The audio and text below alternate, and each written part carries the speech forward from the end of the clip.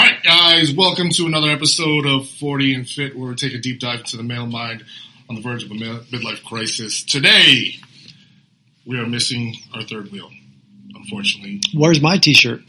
Oh, I purposely did it in order to represent. I had to do it. Yeah, I don't know. Jeff, where's his T-shirt? There's a couple of shirts, so we'll get to it. So, my name is John Baruch. I am the captain of this ship. And to my right, we have Mr. Kalari, who's the guy in the back. Yeah, I'm this other dude. It's cool. It's cool. I don't need a title. That's fine. So you don't have a car anymore. It's fine. Yeah, no, yeah.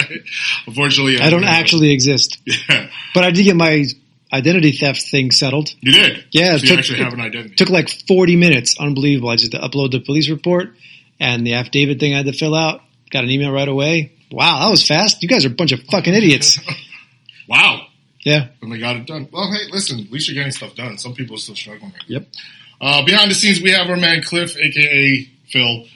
You can't see him right now because apparently some of our mics aren't working. To my left, we have our special guest today, Jeffrey Morris. Welcome, everybody. Jeffrey Morris. He's from the Prep program, located in both Oakland and here in Ramsey, New Jersey. How are you doing today, Jeff? I'm doing very well. Good. Awesome, man. Thank you for coming to the show. I don't know if you realize, again, so we're going to go to a couple of different realms of things that I want to dive deep into, specifically with your mindset being of just past our age, of the age that we focus on, and also going deep into, I feel like your schooling, it kind of helps with what we're going in the direction of the purpose of this podcast, specifically in development of young men. Even though your school isn't just men, right? You said that, like, it's not. It's been overwhelmingly male, although not limited to that, but it skews a little heavier that way. Yeah, but you haven't said, like, but you've invited or we've no? had girls. Yeah, we've had girls. Okay, you have. Okay, cool. So, if you can, just take a little some time and just tell us your background and how you got into the prep program, like why you started this school. Sure. To say. Yeah. So my background really is as a lifelong educator. I started at a college as a teacher, certified teacher of mathematics, taught for 10 years in the public school, all levels of high school math. Got certified as a principal and a supervisor, and about that time, I actually took a step away from the classroom. We had our third child at the time. They were all under 5. And my wife had an opportunity with her company, so I was a stay-at-home dad for a little while. We ended up having a fourth, so that was extended. And then about the time our youngest started kindergarten, I got certified as a trainer. I've been a lifelong fitness enthusiast as well. And then I just started doing different things. I had a small fitness business where we did corporate wellness called Fitting in Fitness, and we would go to companies and do on-site fitness for them. So if they didn't have a program, we would come and maybe do a boot camp in your conference room or a yoga class or things like that, and I loved it. And then I met a group of, I found this segment of students who were coming out of 8th grade, and if you're familiar, particularly in this area, sometimes they're mostly boys and mostly have some athletic interest, and maybe feel like for whatever reason they weren't quite ready for high school. And they would do what's called reclass. So they would maybe go and come out of the public school in 8th grade and go find a private middle school, like a Catholic middle school, to go do 8th grade over again. Mm-hmm. The intention of getting themselves potentially a little stronger, maybe a little more mature, and those things so they can go to high school. Maybe at their public high school or maybe at one of the parochials. In this area, the parochials have very, very strong athletic programs. So sometimes if you want to compete at that level and even potentially beyond, you may need that extra year. So it hasn't been uncommon. There are a couple places around here where people do it. DePaul High School in Wayne actually has an 8th grade program that's made up mostly of reclass students. Really? There's a number of students who homeschool and do this. Yeah. I figured. So I met a group of people that just weren't satisfied with that, the idea of repeating 8th grade, and I had some ideas about what that could be. What that year could be, because it's an important year, 13, 14, 15-year-old boys and girls and their growth, not only physically, but in developing who they are, as a responsible young adult, as a student, and all those other things. So we started with a very small group. I had a partner in the kind of fitness space, and I was the academic person. And we built a program where we started to look at those young people as sort of like a 3-pieced pie. And how can we improve, anyone that came to us, we figured you need help in these 3 key areas. As a student, academically, as an athlete, because you want to get physically, whatever it is, faster, stronger, change your body composition. And then as just a responsible young adult, like how are you as a son or daughter? How are you as a teammate? How are you as a member of the community? How are you as a brother or sister? So what we crafted is, we hired certified teachers. I created some of the curriculum, wrote the content for the social studies program, teach them math, wrote a whole personal development program. Hired a healthy living teacher to teach what we thought was. We said, what's important? We didn't want to repeat 8th grade. In other words, you already had life science 8. We don't need to do life science 8 again. You already had American history. Actually, you'll take it again in high school. So what can we do that we feel might have an impact well beyond that? So the first year we had 5 students. I created all, made transcripts. We were essentially a private school, although the kids that come to us, technically in the eyes of the state, are homeschooling. Okay, that's what I was wondering. What's considered. Some consider it a private placement, and some consider it homeschooling. So depending on where you come from, New York or New Jersey. New Jersey, there's actually really no clear guidelines. New York has some paperwork that we help the families fill out, the ones who come to us from Rockland County. So that first year we had 5 students, had an overwhelmingly incredible experience. 4 of those students went to the parochials. 2 went to Bergen Catholic, 1 went to Don Bosco, 1 went to St. Joe's, and then 1 stayed in district, in Ramapo High School and in Rampo Indian Hills District. And then the following year it grew. They said, hey, this is a pretty meaningful program. We had 15. It grew to 24, and then this year, we have between the 2 classrooms, we have 32 students, and it's been nice to track those first guys we had. We maintained a really good relationship with them, and they still look at what they've gained from this year, not only physically, but the ability to grow up a little bit more, a little better study skills, and those things has been really, really positive. Yeah, no, that's. I think that's. Everything you said, it still strikes me. You've told me the story before, and it still strikes me of the message that you're trying to send out there, right? That's a huge thing that I think that I want to big focus on, because I think development, personal development. And these guys also know that I'm very big on the educational stuff lately. Like, I really want to focus on developing people to become better people, developing their skill sets, whatever they're strong at, like highlight those things in the future, so that we know, just so like you can't just float around. You don't have to just float around. Like, there should be a focus, right? And when you have the guidance, I think that's a huge thing. And I'm just thoroughly impressed by the vision that you have and where you want to go with it, right? I just really appreciate that, because like I was telling you earlier, I have kids. My kids range from 10 to 14, and right now I have a 12-year-old, which is going through some stuff himself.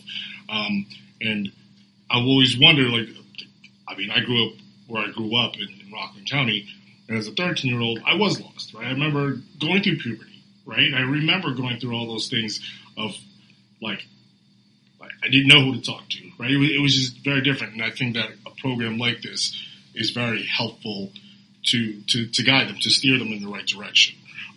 Just to say what you're saying, when some of the stuff that came to me, I think of myself being graduating high school as a 17-year-old, because back we didn't read, our parents didn't read classes or anything like that.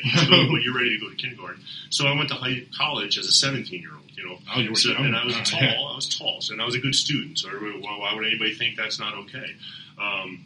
But I was emotionally not ready, and I transferred after my first semester, and I had a path that was a little more challenging than it could have been if I was better prepared. So I tried to, when I started to create content and curriculum for what I think this group needs, I even thought of myself, what was I missing at that time that could have gave me better kind of toolkit to deal with what was coming. So that whole personal development curriculum, some of those lessons that we devised are just based on that.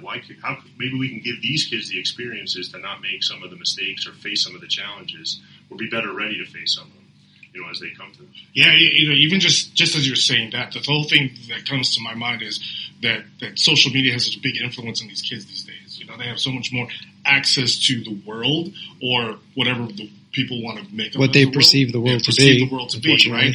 I think that we need somewhere else, that they can't just learn from TikTok, right? I think that a lot of these kids these days are learning from Instagram and TikTok and how to develop.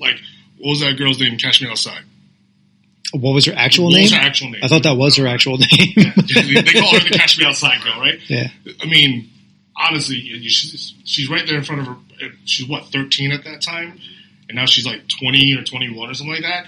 and like her mom let her go in that direction and use that, or like Britney Spears, right? Like think about that, Britney Spears, someone who had no controls, like things like that. Like at that age, there was no guidance, right? And also, sometimes we get a little confused, like we say, oh, the kids are growing up too quickly nowadays, like that. But it's because they're exposed to so much, like you said, like they're exposed to content that when we were younger, we wouldn't be exposed to at that young age. Not even close. But the truth of the matter is they're not growing up too quickly. It's actually the reverse. Think of the responsibility of this generation. If you're a 16, 17-year-old, typically, again, in this area, think of the responsibilities you had as opposed to 2 generations ago.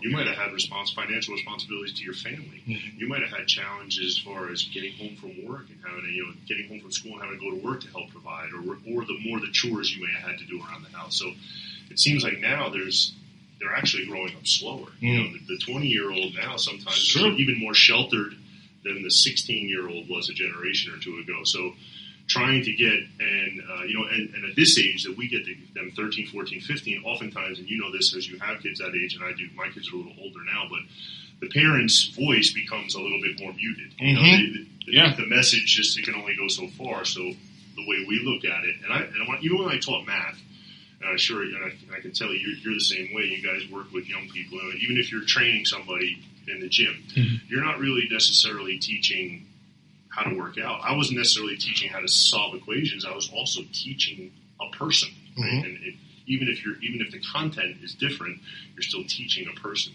So we take that kind of the idea of in loco parentis, right? If you're a teacher, you operate in place of the parent for the time that they're with you. It's actually a legal term. So we take that very seriously, and then sometimes I feel like I'm a benefit because they'll listen to me. I'll say the same thing that a parent might say. Exactly, yes. But yet, because of, for whatever reason, the relationship I have with them, and I don't, the message will help to sink in a little bit more. Yeah, it's weird because I'm definitely going through that with, I definitely went through that with my 14. She's turning 15 now.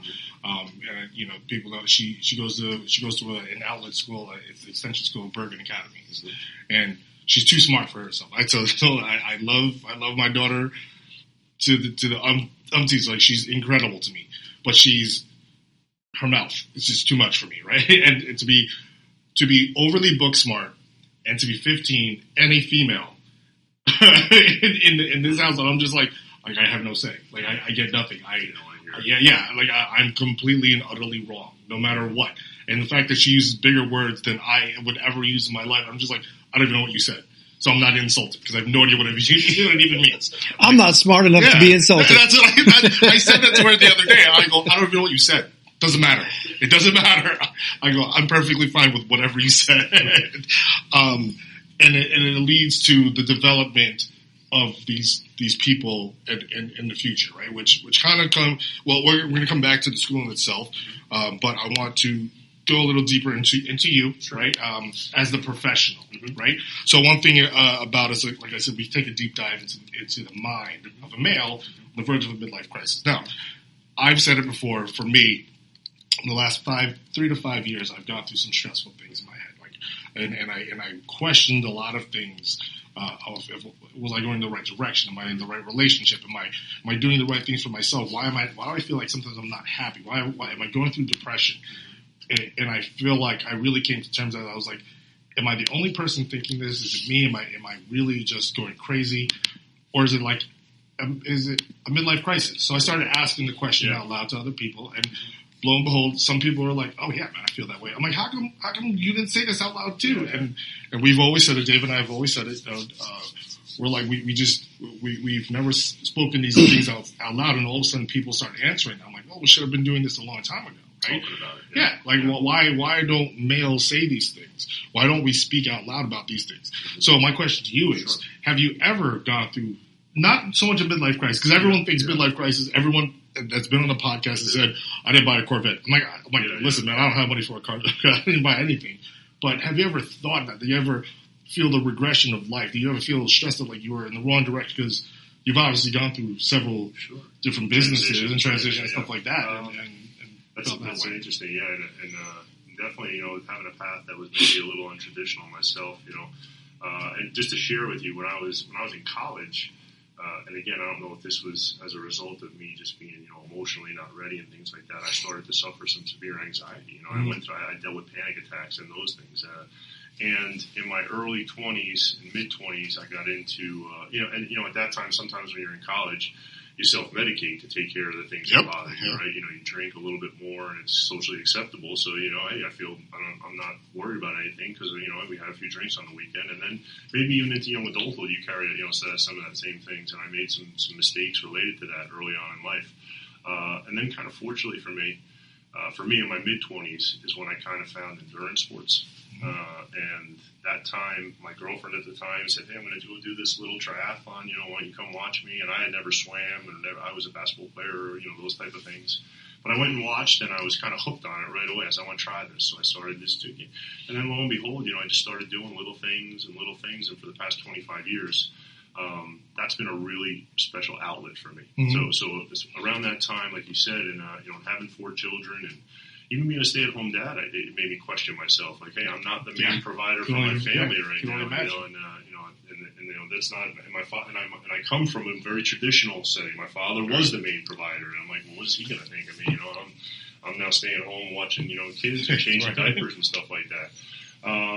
But again, I think fortunately for me, finding that the ability to train and the ability to have some measure of competition still. And when I was around 40, 41, I did Ironman, and I would raise money I raised money for causes that were important to me. So I think sometimes, and I've heard this before, that when you're struggling or when you're in some of those darker times, if you help somebody else, it's actually the act of helping somebody else is almost healing to you as well. So that was one of the things that always came to me. I used, when I was struggling a little bit, like you said, having a little bit maybe of an addictive personality and funneling that into waking up at 5 a.m. and training rather than funneling that into something else, whether it was substance or otherwise. And then I tried to channel it. I took to heart the idea of altruism being a type of therapy. I would go to Eva's Village in Patterson and teach a GED course to the halfway house patients there when I wasn't working full time. Right. So that kind of gave me a sense of self-worth and a value that. Yeah, I think that's a good word, like self-value, self-worth. Like I feel like I was at that time. I felt like whoa, what was I doing with myself? Like, am I supposed to be here? What I don't feel like I was accomplished, and still to this day, sometimes I still feel it, even though I do have plenty of projects that we have going on. Mm-hmm. But yeah, that's always been a question of mine that, especially you're slightly past our age, and you have accomplished. You've got a set pretty damn good business, in my opinion, going on right now. Yeah. And how you got to that point, and how you had to get through all that stuff. There was these are weird, scary times, and I'm very open to say that there's things that scare me. Like I don't even care. I don't care what anyone thinks. I'm just like, I was scared. Agree. Especially even to share my wife's business, which had done very well, actually closed. So we went through a period where, it was okay. I was home and I didn't feel as bad about not being the main provider. But then her business went through a transition where we were in a very period of difficulty. With 4 kids, and that's where I even felt worse about it. Where you're questioning, what we're going to be able to keep the home we live in and those type of things. Yeah.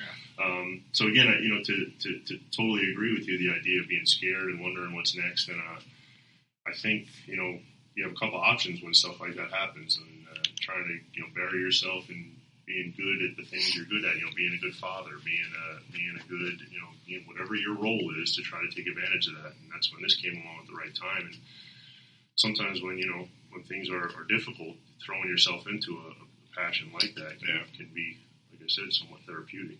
Do you have any I don't know if regrets are the right word, but it's the only word that comes to my mind. Do you have any regrets in the past that you feel like could have gotten you to this point faster, maybe in life, or?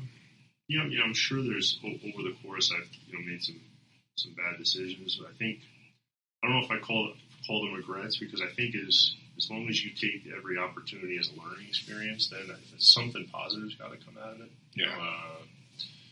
Even the mistakes you make, right? Because everybody does. No matter what, no matter how wonderful you are, you're going to make bad decisions, and So yeah, I'm sure if I had to rewind it all the way, there'd be times where I say, I really could have done that instead of that. But hopefully, whenever I did do that, learn from it. Tried to.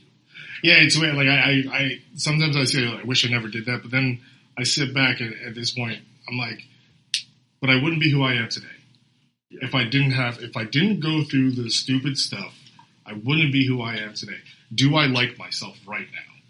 Do I care? Like, would I be any different? And I always wonder, would I be a different person? What if, we didn't work for New York Sports Club? What if I stayed in the city and worked in the city? Like, how much of a different person would I be? Would I ever have connected back with Dave again to do this thing? Would I have ever met Cliff ever in my life? Right? The two guys that I appreciate in my life, that I'm like, imagine I didn't have a Cliff. I don't know how the gym would work. Like, I don't know if we would have a prep program. You'd have to hire Phil. I know. An actual Phil. I'd have to find an actual Phil. And it is like, those are the weird things that still go through my mind. Yeah. And again, I don't know how I don't stress over it as much as I used to, because I get to do this on this podcast and speak to people. But it is weird for me still, and I like to know what other people are thinking, and if they have solutions in life. One thing I would suggest, because I'm 51, and the one thing that I would really suggest doing is to try to resist the urge, and it's hard around here, especially I think at times, is to take your situation and compare it to somebody else's. In other words, that in my mindset, I'm starting a business at 50 years old. A lot of my colleagues and friends, they've been in the same business. They've got the golden years ahead of them. I got guys who want to go golf twice a week. Yeah. Or friends of mine who were police officers are retired. Police chiefs retiring. Everybody's ready to retire. And their kids are grown, and now they have a little empty nest thing. And hey, we're going here for the weekend. And I'm nowhere near that position. So you can say to yourself, well, what am I doing here? What did I do wrong? But I think you need to resist, and at any age, resist the urge to set an expectation based on what's going on around you, and I think to look inside and say, okay, what the current situation is, what do I have control over? Right. And if I only have control over these things, then these are the things that I could do to make it better. Right. 110% agree. I literally said that to myself last night. I was like thinking about a whole bunch of things again last night. Because a friend of ours, he opened up a Just Sal's. It's a restaurant in Totowa. I was there to help out, and I'm doing a bunch of stuff for him. Who's one of our investors and stuff like that. And he's 43 years old, literally just a year older than we are, and he's a multimillionaire. And I look, I'm like, man, I'm 42. This guy's a millionaire, and I'm like, why? Where did I go wrong? And I caught myself comparing myself to this whole thing.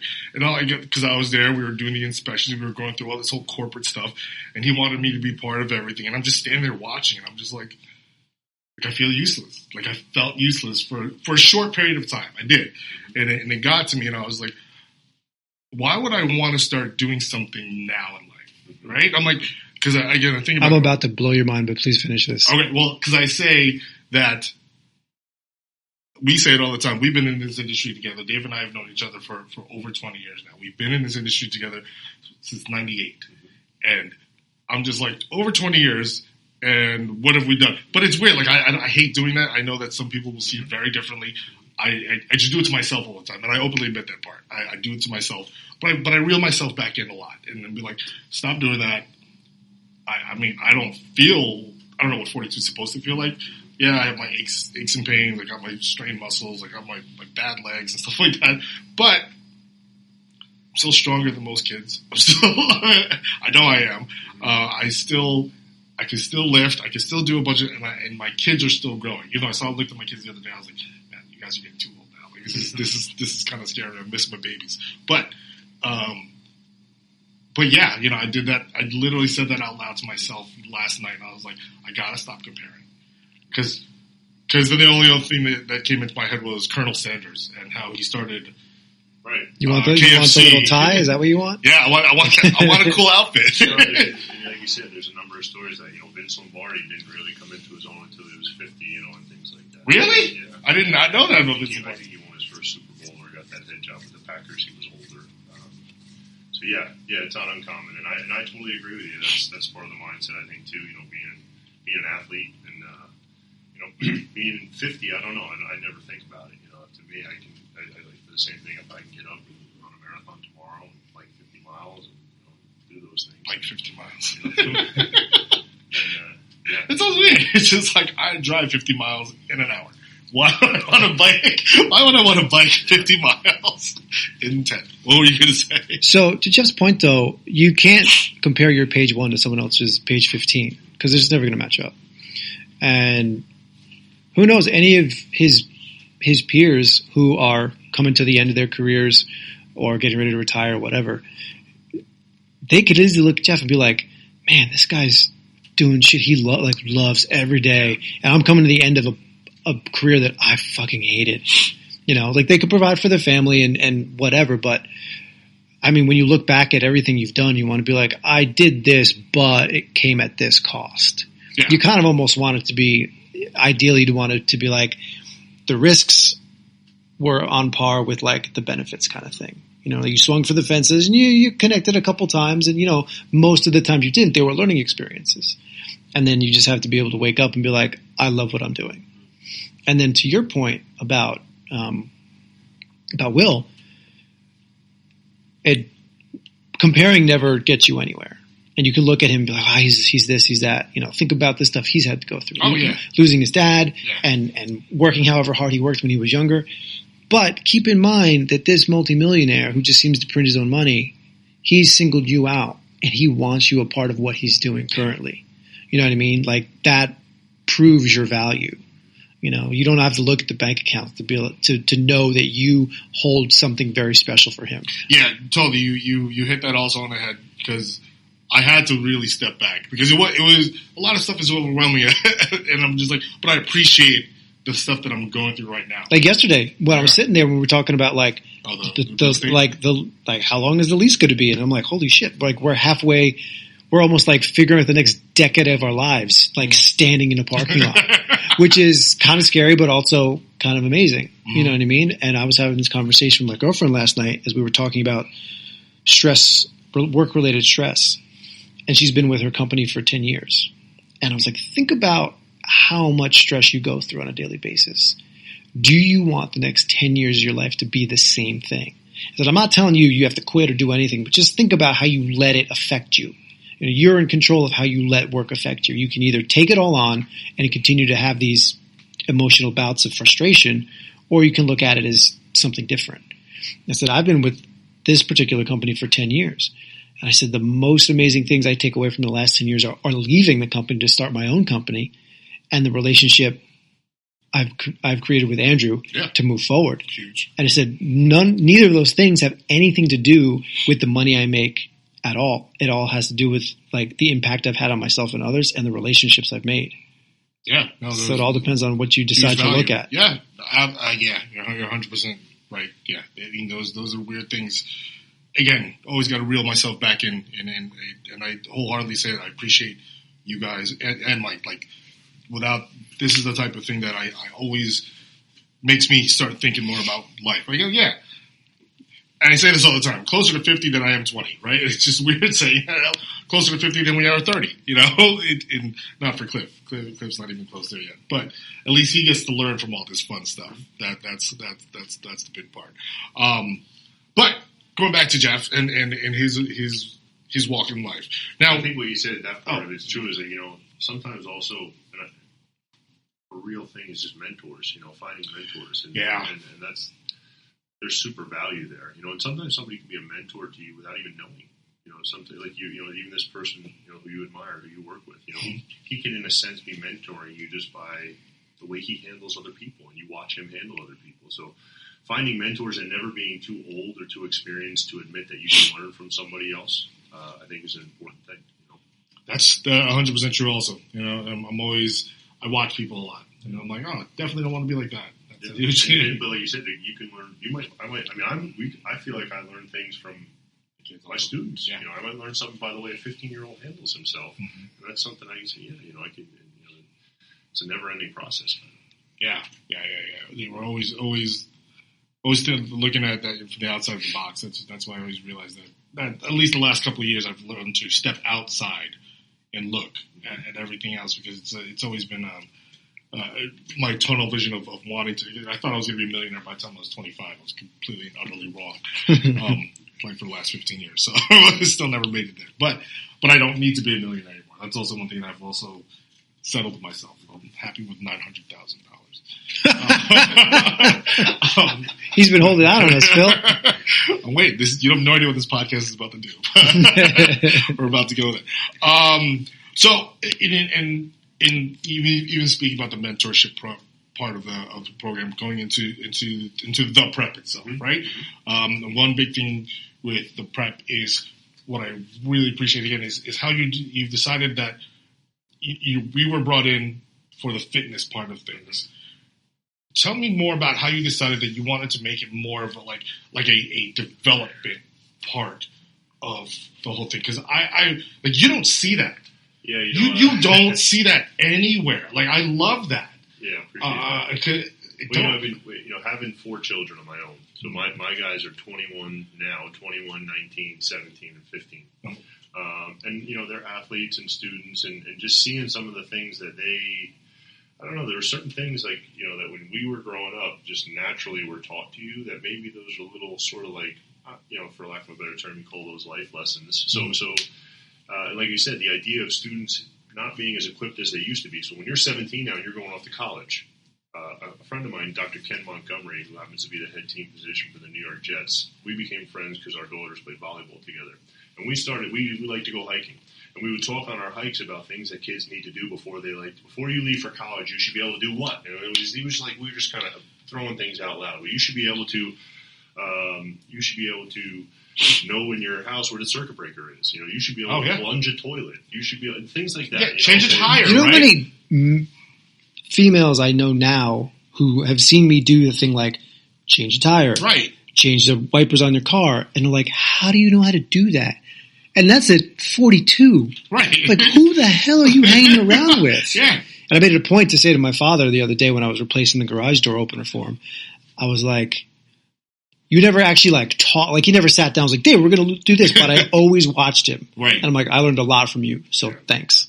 Yeah. To your point, we were actually started writing a book where we call it 30 things that you need to do. Is balancing a checkbook still a thing? Or? It is a thing. Okay, good. Because I don't know. Because I can do it. I don't do it all the time. So not necessarily balancing a checkbook, but what we do in the program is that it's at least some measure of financial literacy. So we encourage our students to get a student checking account, because you can get one once you're 14, 15 years old. Get a debit card. And I tell them, if you get a debit card with your name on it, put the app on your phone. I'll write you a check for $5, and you're going to deposit it. And so that's one of those little financial literacy things that we build in as far as skills that you need to have before. You need to be able to call and make an appointment for something. Right. You need to be able to, and we try to actually, as technology evolves, maybe you need less and less of some of these things. But the thing with technology that's scary is it's kind of like my approach to math class and using a calculator, right? If you are completely illiterate, you can plug anything into a calculator, and whatever answer it gives you, you'll think that's and you'll believe answer. it, right? You'll be off by a power of who knows what. Right. So the same idea with what you were saying. If I'm going to have something, maybe I don't have to ever change a tire. Maybe not. But if I'm going to have somebody do it for me, I should at least know if he's doing what he's supposed to be doing. He or she is doing what he's supposed to be doing. Just like those other things in the house. If I'm going to have a plumber come in, do I know where the main shutoff or water shutoff is in my house? My older guys live in their own apartments now. So, they're going to call me. One of my daughters went for an oil change. Well, what is an oil change? How much should it cost? So we actually take our guys to an auto shop, and they go through basic car care. He says, here's how you put air in your tires. Here's where your oil filter is. Here's what an air filter is. It's easier to pump your own gas, and those type things. So Ken and I started to write a book, and when I presented it to the area high schools, some of them were like, listen, when you finish that book, we're going to give it to every freshman. And what we're going to do is if we make it like a journal. So here are the 30 things, and here's what it is. And then you log over the course of your high school years when you've done it and how it went. So that almost like as you graduate high school, hopefully if you've completed the book, and now you kind of have, 30 things to finish by 30. I mean, 30's pushing it, but, Right, but, we started spitting a whole bunch of things out, and we pared them down. Should I be able to hang a picture, if I want to my apartment, just things like that, you know what I mean? not necessarily super technical things. But I find that unique because, we said that you said that you should be able to make an appointment, right? Cliff laughed at that, and I was just like, what's funny is my 15-year-old daughter is scared to call the Chinese restaurant to order food. Because you have to talk to an actual human. That's what she goes, I have to actually talk to them. I go, you are like top 3 in your class, and you are a tech wizard on your phone. You've got 2 computers, blah, blah, blah. Because the books and the papers and the phone don't talk back to you. It bugs me out. I was like, and you can't order Chinese food. Yeah. But you want me to pay for it. I was like, and I'm like, but she goes, but there's an app. I'm like, there's DoorDash. I'm like, no, I want you to call. And I'm going to drive you over there, and you're going to get out of the car, and you're going to actually pay for it. She goes, teenage meltdown. But I have to, she literally said, but I have to talk to the people. And you know what happened? We got in front of the restaurant. It's literally 3 blocks away. I was just going to walk. She stood out in front of the door, nervous. I was like, did I just put you in a weird situation? At first, I was like, you know what? Just go. I'm like, you just got to do it. I'm like, you're not doing it. You're not robbing a bank. Come on. I was like, this is ridiculous. And one of the lessons that you said today about that, or them being uncomfortable with that, is like, they got to be uncomfortable. Right. You have to be uncomfortable. You got to, at some point, you have to be, be an athlete. Like, that's why I think wrestling is so good. Wrestling is such an amazing sport for every part of, your evolution, because you're uncomfortable. How do you adapt when you're uncomfortable? So, again, before you leave for college, you're almost setting yourself up for failure if you haven't done things like you're doing with your daughter. Like those are really important things, right? That she's going to need to, skills that she's going to need to have. Yeah, it's weird. I never thought of it as being important, but I'm like, if her and the other 300 other students, of her graduating class can't do it, I'm like, this is really pathetic. Like, I honestly, I'm like, this is really sad. This is what our next generation is. You can't do anything. Yeah, but if it's not on an app, they're like, I don't know what to do. That scares me. That legitimately scares. What if the computer? Remember Y2K? If the computers go down, what do? Now you have to write. Now you have to use your Where did I go? I was at Kohl's, right? I was at Kohl's. I was going to go pay for some clothes. The computers went down. They freaked out. I go, well, here's how much it cost each. I go, why don't you just take a calculator out? Tax is like 8.8 whatever percent it is. Just add it up, and then I have cash. Like, I'm not going to do anything. And they're just like, oh, we just can't do it. I go, this is ridiculous. I go, this is beyond ridiculous that you can't just do simple math. I was like, I don't understand this part. Yeah, you're right. I mean, there really is. We, to your point, we have an essential skills lesson. So the kids, they'll log. They have to go home and do loads of laundry. They have to take pictures of themselves doing loads of laundry, that is awesome. Yeah, we did it coming in before you even come into the program. You got to do what's called win the morning. So you wake up, you clean your room, you make the bed, you clear the end table, you take a picture of your room, and then you text that in. It's called the morning win. So those, like you said, we're trying to. That's, again, like that pie, right? So, yes, we want you a better student, we want you a better athlete, but then, all right, because eventually life is competition, like to your point, like, maybe that skill of having to talk to somebody for your daughter, maybe she won't never, maybe she will just order it, but whatever that is, she's probably going to go for a job someday. Mm-hmm. She's probably going to go for some other thing, or whatever her job is, dealing with people. Those skills will come into play, and it's amazing how you talk to people now. I'm sure working, you've interviewed trainers, you've interviewed people that want to work for you, and some of those just soft skills, like that are taken for granted, are not there, the way they used to be. And we're trying to do what we kind of preach, if you will, to the group coming in. And we say, when you go to high school next year, you're going to be a freshman. Right? There's a lot of other freshmen there. So how are we going to set you apart from every other freshman in that building? Because life is competitive, right? Not necessarily as an athlete, but eventually you're going to apply to a college. How are you different from everybody else applying to a college? You're going to go for a job. So these are what we're trying to build, is a skill, to make them a little bit different in that way. Handwritten thank yous. When we meet people, we write handwritten thank yous to them and address the envelope. Nobody knew how to address an envelope. I'm telling you. They just tried to write email or addresses or their Instagram handle on the top, right? Yeah, I really find that fascinating. I was like, even handwriting, like just penmanship itself. I'm like, what did you write? Like when people sign in at Jeff's Quest, we have to sign in because our computers aren't compatible, whatever it is. I look at people's handwriting. I'm like, Like, I can't even read your name. They had a seizure while they were writing. Yeah, all I see is like 6 lines, like literally slashes. I was like, is it Mike? Or is it, what is it, an M? They're like, no, it's Stacy. Like, where's the S? You know? Yeah. And it's those little skills, the basics. I'm like, how do we lose so much of the basics? Yeah, for somebody, when we meet somebody, we have them write a handwritten thank you to it. You know, a 14-year-old's handwriting is atrocious. But when you say, listen, I'm going to take that card that you write, and I'm going to send it to the professional athlete that we just talked to last week, the NFL football player. Now all of a sudden they'll take the time. Now there's some motivation for them to say, okay, I'm going to take a little more time. And I don't tell them what to write in the thank yous, but we tell them, I don't read them either, but we tell them, here's the structure of what a thank you note would look like. Here's the greeting, dear so-and-so. Maybe you want to start it with, we appreciate you taking the time to come see us or something like that. And mention maybe something that stood out to you, what they were talking to you about.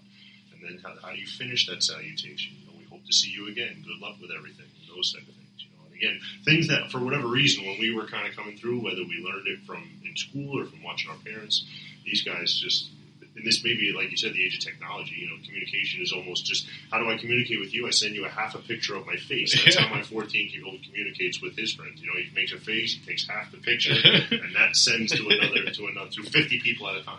Right. That means something. They have a language. Like, oh, he sent me a raised eyebrow. He's confused. Yeah. Or so, it's weird. Just right now, I'm like, so are we illiterate to the new technology, or are they, it could be the opposite direction? Are we that dumbed down to the new stuff, or are they just not, the new generation they can't get the basics down? Because I feel like, I still think you need the basics.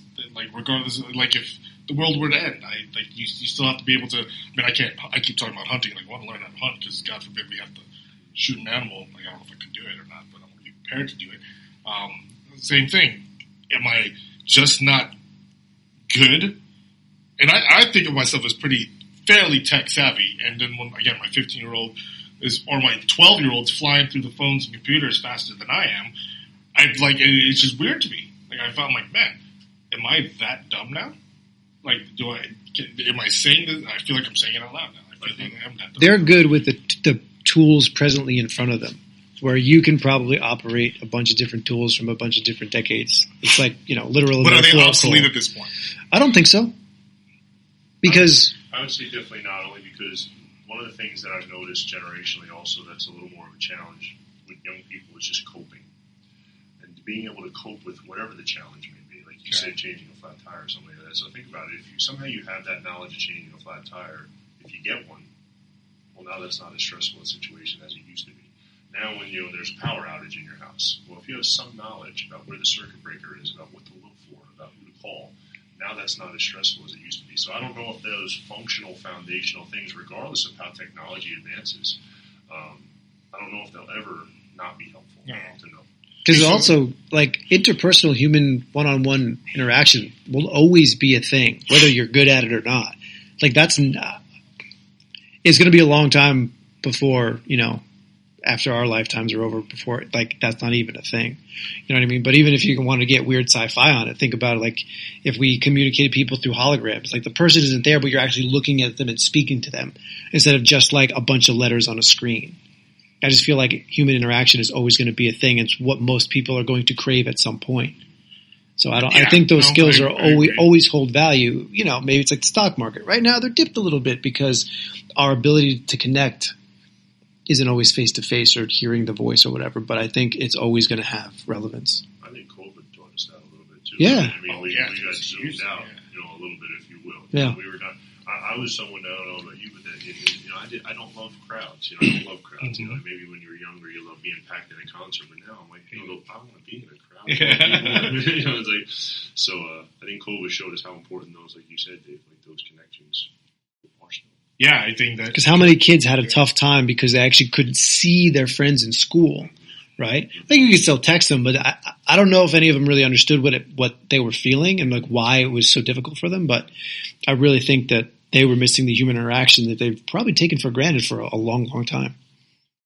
Yeah, just human interaction in itself. I think these kids they just don't do it.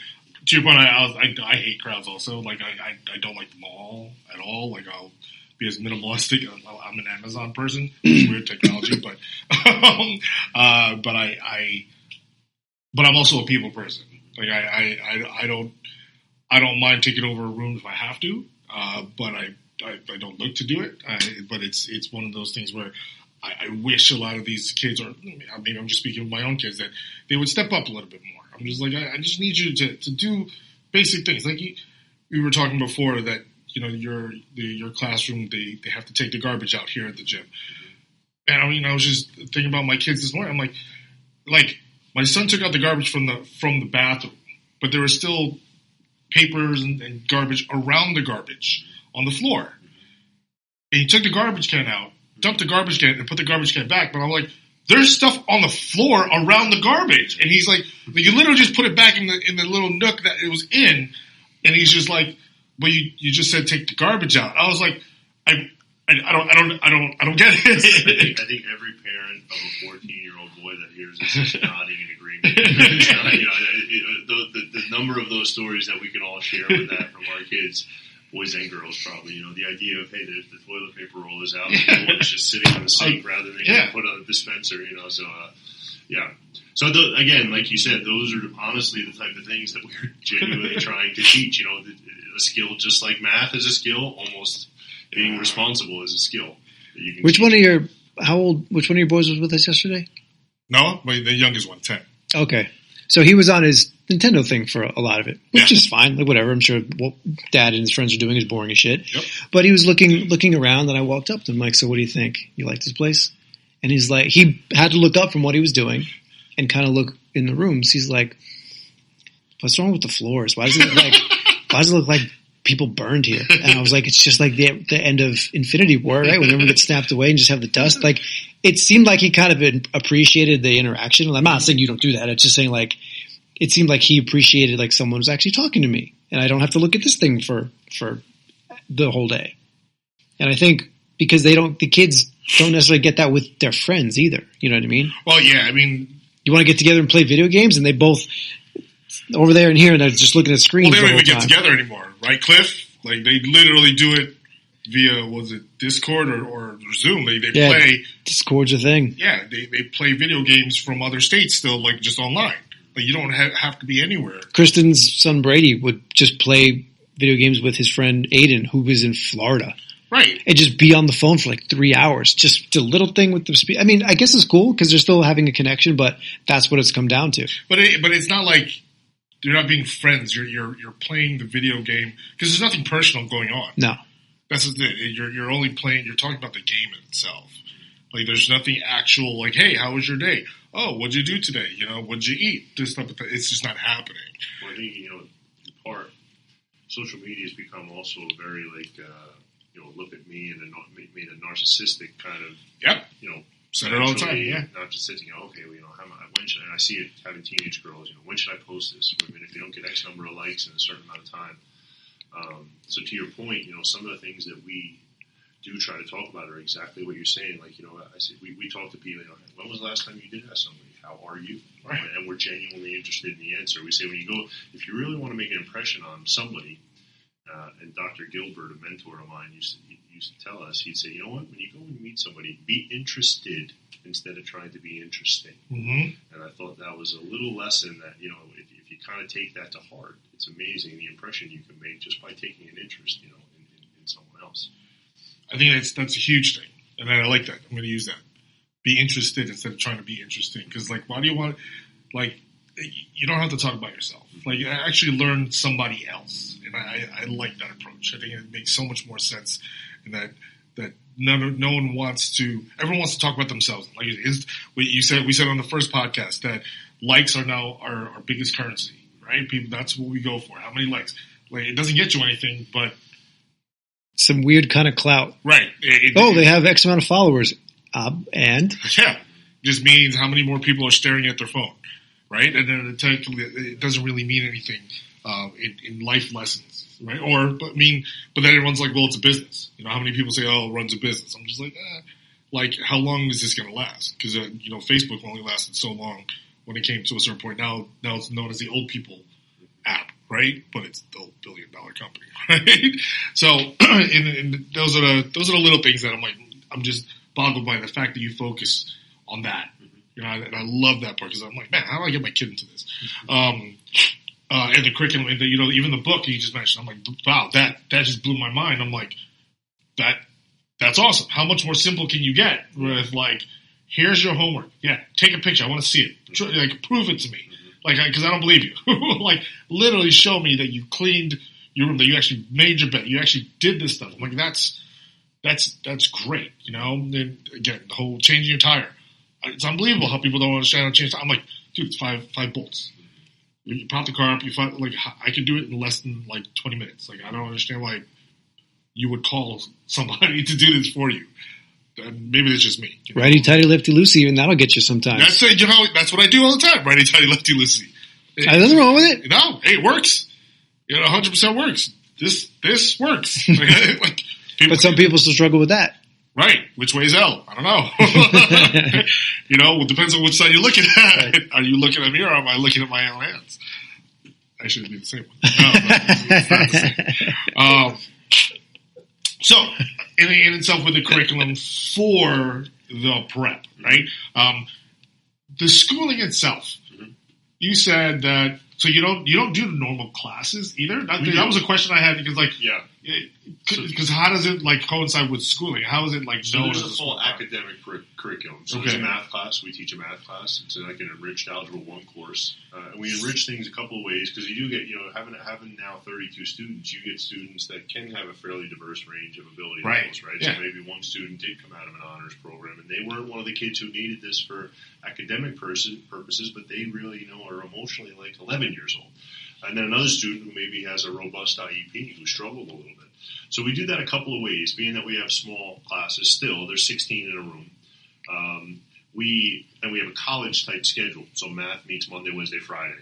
So which allows us on Tuesdays and Thursdays, for kids who need a little extra support, we have windows of time where there's a little study period or during lunch for them to get the support they need. And for the really stronger students, we do an enrichment class, and it's optional. And that's one of the nice things about the technology. Both of our classrooms are equipped with the Google Meet conferencing hardware, so we can record and film all our classes with the board. And so I'll teach an enrichment class, and the kids can log on even after school, and we'll do some advanced topics. And they'll, we'll actually do the lesson together interactively, and we'll record those. So sometimes, and we'll do extra help at night. So it's another nice thing about technology. If we have a big assessment coming up, I can conduct an extra help session in my basement with the iPad on a tripod. They can watch me on the whiteboard, and you're actually getting tutored by your teacher 2 nights before a test that comes up. And we record those as well. So maybe on a Thursday, you might have 2 students in the same class. One kid's on his iPad on his laptop watching the recording of the extra help session because he needed it, right. And one kid's watching a recording of an enrichment class because you're actually sat at kind of being able to address both levels. Yeah. I'm teaching both at the same time in a way, So that's what we do with math. The science class, we have a wonderful science teacher. She's certified, and she's teaching a forensics biology course. So I was getting a question on that because I saw the picture you posted on Instagram, and Cliff had mentioned that they did the whole. What was it? The crime scene. I was like, what's the crime scene? You tended to be Batman. Detective here. I was like, what are you talking about? The crime scene? What's that about? Think about it, right? I mean, what else would catch your interest to learn about the human body and things like that in biology, but maybe investigating, what happened to this? So we set up, Miss G set up a crime scene here. She's got an extensive forensics background, taught high school science for years. So that's kind of the way we're going to infuse the biology course into our curriculum here, through forensics. And she'll share some CSI type stuff and do that, introduce DNA and all those other things. So the kids, I think, will really take to that. I think that's huge. And then we have a healthy living class. Uh-huh. A registered dietitian who is an adjunct professor at Montclair State. She happens to be my youngest sister. So she teaches that class. And it's almost like having an additional science class, and how many students, not only think about people that you train, not only young people, but any people, don't really truly understand like what their nutrition even looks like, let alone what they should be doing. You know, don't realize how much sugar is actually in their diet. Don't really have a full understanding of macros. And we go into supplements. You know, some of these guys are saying, oh, should I be taking creatine at 15 years old and all these other things? Or you go to you go to Vitamin Shop and there's a wall of protein there, and what's in it, you know, and which ones have sweeteners and all that, and what type of protein. So that course kind of addresses all those things. You know, some students are eating to gain weight, some want to lose weight. Right. So that healthy living course has been super. She'll have them food logging. We go to ShopRite and just go walk through the aisles. You know, how to shop. You know, That's huge. What's the difference between a brand name thing and what are the order of the ingredients on a package about? You know, what are those things? So that's a really awesome course. And then language arts, like we talked about before in English class, you know, promoting a love of reading again. You know, we don't have to read Animal Farm or not that that's not a worthy read, but you'll do those things. So our group right now is actually reading Outliers by Malcolm Gladwell. Ooh, I have the book, yes. Which is kind of a cool story, and it kind of fits almost the mold of what we're doing, you know, trying to take, you know, why have people been successful? And maybe the story about the Beatles or about you know, maybe there's not as much of a surprise why Bill Gates became who he was based on his path, what it was. You know, whether that 10,000 hours rule is something that people agree with or not, you know, it's at least worth talking about, and it's interesting to discuss. And then I think that kind of one of the signature pieces of what we do, aside from that whole personal development thing, is our social studies class. So I wrote the social studies curriculum. It's called Career, Culture, and Current Events. So what we do in one part is current events. So on a weekly or bi-weekly basis, we'll assign a current event topic, and I'll talk about how we do that. And the kids will talk about how you source current events. Because, you know, you could find anything is news nowadays. So trying to find news that's at least as much journalism as possible, you know, as unbiased as possible. And then they'll kind of submit an article, and they have to present the article to the class using only an index card. So that idea of, again, social intelligence and public speaking. Right. And you'll see it in the fall of a kid's year. You know, he'll walk up, and his 13 or 14-year-old will be, you know, at this and looking down. And I'll try to model how I want them to do it. I'll do an article, and we'll model it. Here's where eye contact and projecting your voice. And then they have to find vocabulary they didn't understand and talk about that. And then after you read, summarize your article, you have to have a discussion point. So if your article is about Tesla and the idea that Tesla stock, you know, a lot of people are bearish on Tesla because we think that, you know, they have these, Elon Musk is, you know, hoarding things in fields, and they're using drones to see if he's really doing what he said he did and whatnot. And say, well, and then you have to ask the class, well, what do you think about Tesla? You know, what do you think about it? The discussion. So then they kind of promote it, and I've been really impressed. If you set the platform for that, you'd be amazed if you set the expectation high and you allow for certain things, you'd be really impressed with the level of things a 13 or 14-year-old can do. So that's the career part. And then the culture part, again, in this area, rather than like, we're going to do American history, you know, Civil War to World War II, we said, why don't we, since we have this sort of bonus year, why don't we take a look at a radius of 20 miles and how the connections are in this area to history. So, you know, you may or may not know, but one of the things we talk about, not to bore you with it, but in Cresskill-Dumont area down here, at Knickerbocker Circle, there's what looks like an old Washington monument. Yeah, I live right there. So what people don't realize is, you know, 100 years ago, Cresskill-Dumont and maybe parts of Hallworth there were a camp. That was Camp Merritt. During World War I, they weren't towns. That was temporary camp where they would have 50,000 troops at a time would train. They put over 1,200 buildings on 800 acres. They had their own police. They had food, mess halls, boarding, and 50,000 troops at a time would train at Camp Merritt, which is where that monument is, the center. Yeah. And then they would walk them 5 miles on what is now Madison Ave to the Alpine Hill Basin, ferry them down to Hoboken, off to fight, you know, in Europe. And what happened is the reason it closed in late 1918, which is right after the war, is because of the flu, Spanish flu. So that memorial, which is at that circle, that memorializes the over 500 people who died from the Spanish flu. So for us to talk about that, and we actually covered this, we did this before the actual pandemic, we were doing that, but instead of saying, hey, let's read about this in a book, we go over to Camp Merritt. We go over there, and we look at the memorial, and when you stand there, It has all pictures of what the camp looked like right there at the circle, and you can walk and read the names on it. And then we can retrace the march that those guys would make, the 5 miles that they make to the Alpine Boat I've Race. driven that circle how many times in the last 7 years? Yeah. Never stopped. There's pictures on there. Right there, yeah. I did not even know that. Yeah. So I think for us to maybe Wow. kind of take the time out for this year, with the culture stuff, down in Oakland, there's the Van Allen House where George Washington came through in the late 1770s when they were marching from Morristown to West Point. There's West Point. The West Point baseball coach's son happens to be on our program this year, so we're going to spend some time looking at that. I'm fascinated with the Revolutionary Wartime, and the campaign that all took here, that took place around here, and the chain they pulled across the Hudson River. So we'll go see those things, we'll go do those things. So that's the culture part, and then lastly, not to run on. No, keep going. Is the career part. When I graduated high school, like I said, at 17 years old, I had no idea what I wanted to do or study. I was a very good student. My dad was a businessman, so I studied business in undergrad, like a lot of people did, and not having any idea. And it took me later to realize that my fit was much more in the field of education. I had always worked well with young people. I went back to school later, got my master's, and then got another master's to teach. But I figured, why don't I give these guys some exposure to careers? Even though they're 13, 14, 15, maybe we can introduce them. And the first year I did it, I'm like, let me find 20 of my friends who will just talk to us for an hour about what they do and why they're good at it and why it was a good fit for them. And the way it evolved was we had all these experiences where we would go, and then before we would meet somebody, we'd research them, and we would write down questions. And then when we met them, we'd wear our polo, and we'd all shake their hand and all these other things. And then they'd talk to us. Okay, you're a financial advisor. Next week we're going to see a financial advisor.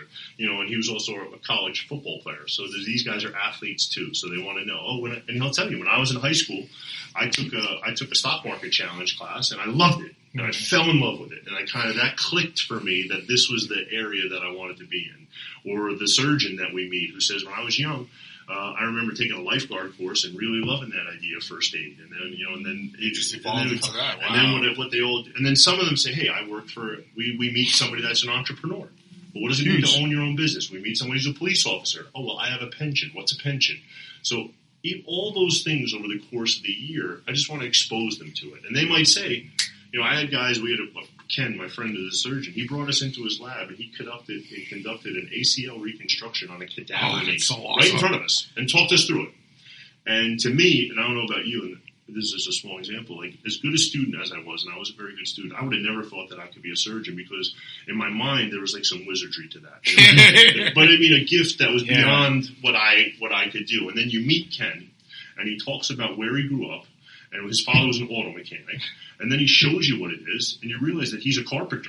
He's a craftsman, just like anybody else. And he tells you that. And I've had kids in my program, who walked out of that saying, I think I could be a surgeon. Yeah. And never realized, and we'll meet, a plumber. We'll meet an electrician. The electrician talked about how he liked to tinker with things when he was younger. Yeah. He had hobby kids, and then how that became, and he went to engineering. We'll meet the vice president of media and technology for the National Basketball Association, who was a really bright computer science guy. And here's the social intelligence thing. He'll talk about how he was amazing on the computer, worked for Sandvik and Fairlawn, could code, created websites at a young age for people. And that's fine. You might sit in a cubby and do that your whole life. But then when he realized he could explain what he's doing to a room full of people, they make you the vice president. The ability to how important those social skills are. He actually went on to build that instant replay center in Secaucus. Oh, wow. And he's had us in there. Oh, yeah, no, I know that one. Yeah. Yeah. So those things, and every time we meet somebody, we write a full report. And the conclusion of the report is, someday could this field be a good fit for me or something I'm interested in? And there's no right or wrong answer. You could say no every time. You know what I mean? But at least you now have seen something, so that maybe, just maybe, when you have a course to choose in high school, or now when you go to college, you have a little better picture.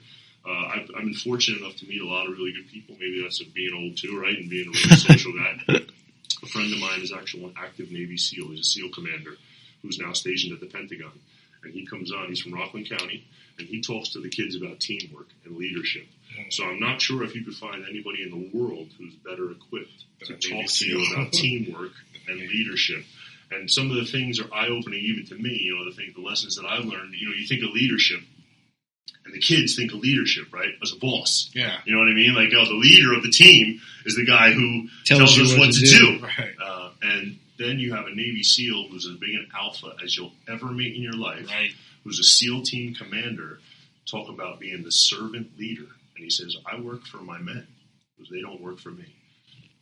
I mean, is there not a better lesson to hear at any time?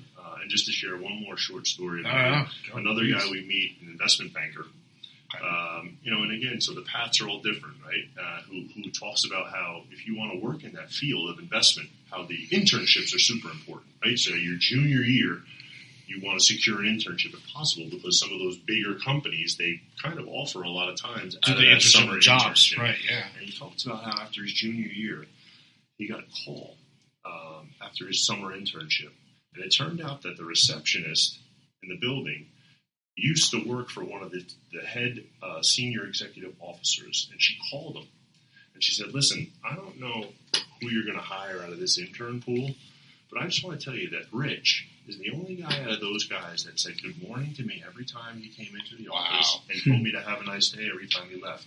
And the guy called his mother and said, I want you to know why I'm hiring your son, and told him that story. So for a kid to hear that, like, you can tell all the lessons you want, right? But for someone to hear the value of doing something like that, that's what's kind of blown away for me, that part of that career stuff, that we... Those are the things we don't even think about. We neglect in life, the little things. Saying good morning, having that type of personality, like, again, no one thinks about, no one does that. I'm loving this. I truly am loving this whole thing because, again, I feel like I'm going multi directions for myself at this point. I realize that, right? Well, a big thing that I really want, I said this before, is education. I really think that I want to help our specific focus is trainers, right? But like our plan is to open up a facility, and we want it not just to be a personal training facility, but we want it also to be an educational place where people can get their continuing education for all these certifications. Or, because you don't see, other than it was the Personal Training Institute that was in the city, which is no longer there is nowhere else that you could learn how to become a personal trainer anymore. I know that Bergen community does the WITS, I don't even think it's WITS anymore.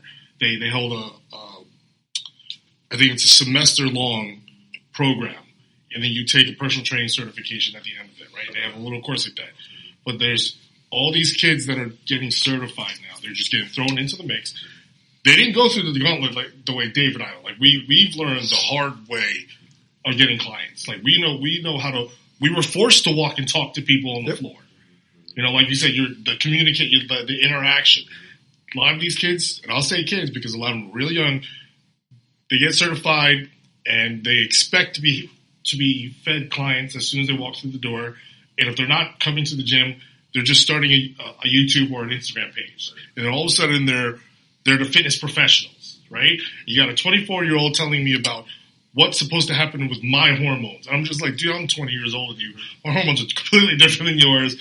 Your way is not going to work for me, And I truly want a location where we can educate people on the simple stuff, how to speak to someone, how to pitch your value to somebody else, and how to say hi to somebody, how to make that impact. Be the mayor, be that person, that people want to know. I think that's a huge thing that this generation is missing. And I love that you're doing that with the prep. Like 100%. I just love the fact that you're bringing these kids out. I don't know about Dumont. I lived there for how long? I'm like, what? I'm going to go stop by there tomorrow now. I'm going to look at this picture. And I'm like, what? We're going to walk. I'm like, I want to find this part out. I didn't know they walked down to the Alpine. I was like, I go there all the time. I was like, I had no idea. I'm not huge on social studies. I'm just not. I've never been a fan of it. But to know that happened right where I was like, oh man, like what's going on, man? How come I don't know these things? But it wasn't emphasized when I was growing up either in social studies for us. We were always in the book. Yeah, exactly. It's just in the book, and I was just like, well, that's where I got bored. That's why I went to summer school because I could pass the test. I just didn't go to class because I was bored. I'm openly admit that stuff. And as we were talking about that, like in Mawa, one of the members, he's a member here now, Walter, his name's Walter Widmer. He walked into my office one day, and He looked at me, and I looked at him. I go, no way! And he's like, what? I'm just like, he's like 86 years old, 88 years old, something like that. I go, you were my teacher. He goes, and he starts looking at me, and I'm just like, you don't remember me, do you? He's just like, I was like, yeah, I graduated like back in '97. And he's like, yeah, I don't know who you are. I was like, I just want you to know, he was my sophomore year biology teacher. Hated him with passion. I hated him. He was the hardest teacher I've ever had in my life. I remember everything. He embarrassed me in front of the class. He took my chair away, made me stand in class because I forgot homework. He goes, you're pathetic. He took my chair. He was very hard. Back, and I remember this. He would show the class that, look, John Baruch didn't do the work. and he would embarrass me. I remember all those things. But what's really funny is I appreciate him now for that stuff. It's the weirdest thing. It's just weird because I see him now. I'm like, man, that teacher was very hands-on. He was really hands-on with biology. Like, we dissected the fetal pig. We dissected the cow heart or the eyeball and the heart, frog. I remember all these things because we actually did it. Now I go to these other places. It was weird. Like, I realized that, like, my daughter didn't go through this stuff. I'm like, how come she didn't go through this stuff yet? I got through this. So when you say that you're hands-on with it, I love it. Love everything about it. I wish schooling was more like that. And the whole Zoom thing just kind of threw us all off. Like, I think we all know that. So I commend you on the direction you're going with this whole thing. Bigger picture, we're kind of winding down here. Where do you see the prep? What is it that you want to see to happen to the prep? Aside from, like, are you going to take over this room now? Do we get to share this room with you now? Because hey, listen, if that's what you want, I'm 100% like, yo, let's promote it because I think we need more of that. I think in the short term, in the next 1 to 3 years, I'd love to see the dynamic that we have here in some other areas that we recognize. We'd love to have a representation in Morris County. We'd love to have. There's a pocket down the shore. So I think there's a need for stuff like this. I don't think it should be limited to athletes. I think the more I talk to parents, the more I think I hear the feedback to me is everybody could benefit from something like this. So I think growth is probably kind of our next kind of phase a little bit. And I've been fortunate to have some really good people working with this. Going to bring some people in to kind of mentor, as part of this year with the idea that maybe next year them potentially leading a classroom of their own. Did you think that this was going to be where it is now when you first started it? I certainly didn't. What I really expected when I first started doing it, I thought it would grow, and I thought that the partner that I had would be the one that I would grow it with. And then this year is sort of like the first year I'm kind of taking what I built on my own. Mm-hmm. So if you had told me that this current year I would be in one location with 10 kids, I would have not been surprised. The fact that we've just in our first year, we have the 2 with full 16 and actually unfortunately had to turn some people away. I did not expect it to be that well received. I think I take it in a way as a compliment to what I've done the last 3 years. Mm-hmm. That people are aware of what we've done and said, hey, we need our son or daughter to be a part of that program. Yeah. So I do. I think I'm thrilled with the year. I'm thrilled with the partnership that we have with you guys. I think the team in place is really fantastic. So I'm super excited about this year. And potentially, like I said, this fall, maybe potentially what that next additional spot is for next year. Cool. No, I again, man, it's very. I don't want to say I'm hard to please, but I'm hard to impress. It is weird. I don't know why. I've always been like that. I've always questioned why. Why do you do this? Why do you do that? Why? Right? And openly, I'm just like, just from my own experience, I can't praise the whole thing enough. I'm like, dude, this thing is sick. This is where what we need to do. And I realized this is one of those things where it's kind of directing me where my brain is going with my own future, type of thing. Where, is it something like the prep that where we educate people for a period of time on developing a certain skill set, like the personal training or wherever it may be? Can you use people like Dave in nutrition, because he does this whole nutrition thing, he's got his own business, personal training? Do we want to help develop these kids in more of a physical aspect? Do we want, someone as young, because Cliff is young, but he can connect to these kids more than we can. I mean, he even had said it. He goes, wow, he's just a bigger kid, but he's also more educated, right? Because I guarantee you, if he were to go into more lifting, because of what he knows and what he can actually show them, they would totally just listen to everything Cliff is nothing but word of God. That's what's going to end up happening. And I think that's nice. And the fortunate thing is, you develop a relationship with them that they will get to that point. Right. And I think being patient is something that's important. And we've tried to set the ground rules with these guys as far as training goes. How many times they ask me, when are we going to bench, right? When are we going to bench? And I think getting them to understand, not just training somebody, but like you say, and even as a trainer, I don't want to tell anybody how to do, but as a trainer myself, I always felt like I was not just like training you, but teaching you how to train. And it's not the same as I would do for myself. It's not the same as I would do for your friend or anybody. It's let's figure out what works for you and teach you how to do it. That's why I think, honestly, as a side note, that's why I didn't make a very good trainer, only because I considered my role as a trainer to not be a long-term one. In other words, exactly. If I'm training somebody for 10 years, well, what have I done wrong to not show them the path to do that for themselves? So I love training. I still like to train people, but I almost feel like my goal is sort of like as a teacher, like I kind of help mold you, and I'll always be there for you to come back to and bounce stuff off, and then kind of send you to fly away. Right. No, that's been my philosophy for like the last 15 years of this whole thing. I've always said, if I could go back to my first 10 clients, I would absolutely give them all their money back. Because I'm completely wrong. And I really, exactly as you said, I say this to this day. Like, if I can't teach you something, and this is just me. I know that I still have long-term clients that have been with me for like 3-4 years now, right? But the only reason why they're with me is because they need the appointment.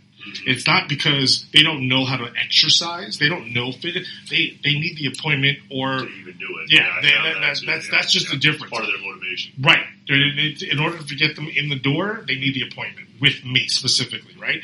But I firmly believe that if I can't educate you on how to develop your own program in 6 months, I don't think you should be with me more than like 30 sessions, 20 to 30 sessions. After that, like, what the hell did I do wrong that you couldn't figure anything out? Or were you just not paying attention to anything? Like, why didn't you grasp the progression load?